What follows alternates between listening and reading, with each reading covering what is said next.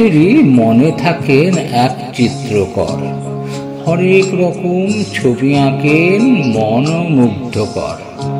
নানা রঙের পাঁচ মিশেলেই ছবি আঁকা তার, মনের ইচ্ছাই নির্দেশ দেয় রঙের ব্যবহার।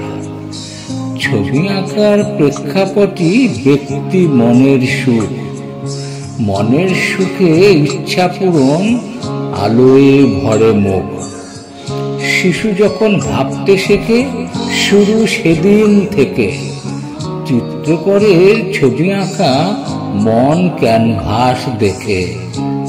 ছবি আঁকা চলতে থাকে সারা জীবন ধরে, চিত্রকরের ছুটি মেলে যদি মৃত্যু আসে দ্বারে। ছবির বিষয়ে নানাবিধ, বয়স অনুপাতে, সুখের ছবি দুঃখের ছবি যা আসে কল্পনাতে। যেমন চায় মন তখন চিত্রকরের কাজ, রঙের গুণে তুলির টানে ছবির কোলাজ। এই ছবি সব তোলা থাকে মনের গ্যালারিতে, সময়েতে মিলিয়ে দেখে আসল ছবির সাথে। আসল ছবির আঁকিয়ে মনের বাইরে থাকে, ঘটে যাওয়া ঘটনারই লাইভ ছবি আঁকে।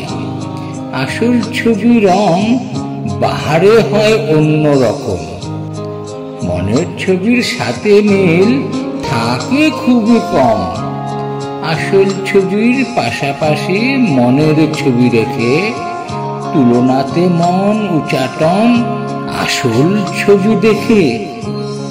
এই তুলনা মনেতে আনে সুখ দুঃখের রেশ, সেই রেশেতে জীবন কাটে মানায় পরিবেশ। মানানসই হতে হতে সেই বয়স সন্ধিকালে, ব্যক্তিত্ব তার গড়তে থাকে শৈশব ফুরালে।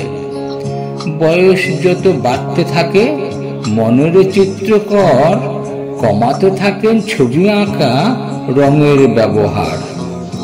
জীবন ছবি আঁকে তখন আসল চিত্রকর, সেই ছবিটা যায় যে দেখা বাস্তবে তার ঘর।